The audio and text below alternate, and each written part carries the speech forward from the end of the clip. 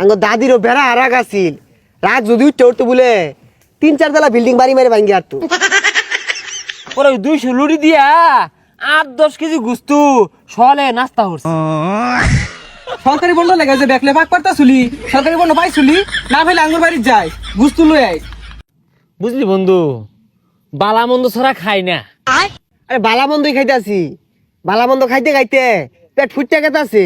ফুটতো না কে, আমরা তো খাওয়া বংশ পোলা ভাই। হ্যাঁ, শালার বাপ দাদার একটা লোক আছিল কোল লাগবো, একদের শরীরে গরু কুরবানি দিয়ে আসছে শৈল এবার যে না। হ্যাঁ, আঙ্গর বাপ দাদা যেন তেন গরু তার কোরবানি দিছে না। ওই দাদা আঙ্গর 11 ফুট লম্বা আছিন, তাও বলে গরু তোল দিয়া অনায়াসে গেছে আর আইছে, গেছে আর আইছে। তাহলে বুঝো কত বড় গরু আছিন ওগুলা। আঙ্গর দাদা এরুম বড় হার কুরবানি দিত, ওই যে তলে লটকে দেয় না, ওটি মাড়ির লোকে শেষরা গেলে মাড়ি খুঁজ ডাকে তো। আরে তোর দাদার এই গপ্পটা আমি শুনছি। এই বাড়ি ভাত দিয়ে খালটা গেছে না, এই খালটা যে খুঁজছে তোর দাদা বলে এই দাদা আমরা গরু লয়ে গেছি, এই খাল হয়ে গেছে গা ওই সস্তানি খায়া, বুঝছ? তোর দাদাও তো কমরছে না, তোর দাদার এদুম এক বড় গরু আছিল, সকালে উঠতে বলে একটু চেনাইছিল, পরের দিনই বন্যা হয়ে গেছে গা। তাও কোনটা জানস? 88 বন্যাটা হয়েছে না, এটা তোর দাদার গরুর লেগেই বলে হয়েছে।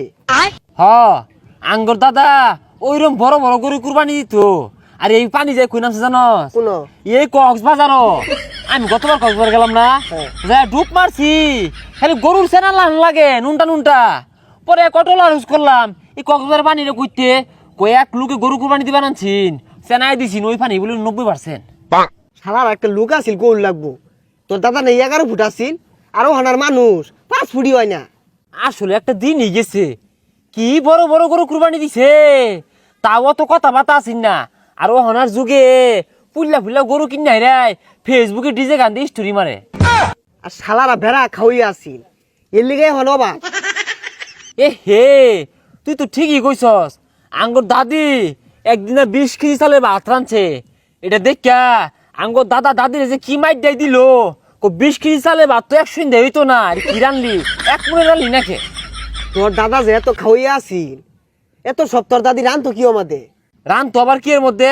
আঙ্গর দাদার ইয়া বড় এক কুয়ার পার আছিন, এই কুয়ার মধ্যে রান তো আর 6 মাস পর খালি লড়াই পারতো। আমার দাদিরও বেড়া হারাক আছিল, রাত যদি উঠতে উঠতে বলে 3-4 তলা বিল্ডিং বাড়ি মেরে ভাঙ্গি আর তো। এ হে, তার মানে তোর দাদার আগে বিল্ডিং আছিন না? আচ্ছা এগুলা কথা বাদ দে, এগুলা কইলে 6 মাসেও শেষ হইতো না। শেষ হইতো না। আচ্ছা সকালে কতটি খাই মারিছিস গুস্তু?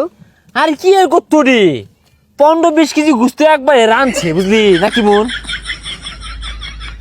আর পোলাও গুস্তু বাইরে আমাদের গইর ভাত আছে, পোলাও দিয়ে আর মন ধরে না। পরে 200 লুড়ি দিয়া 8-10 কেজি গুস্তু সলে নাস্তা করছি। এ তোরা ইনো কি হরস? সরকারি বন্ধ লেগে যে দেখলে পাক পারতা চুলি সরকারি বন্ধ পাই চুলি না পাইলে আঙ্গুর বাড়ির যায় গুস্তু লই আই। ঈদের দিন গুস্তু না খাইলে খারাপ দেখা যায়।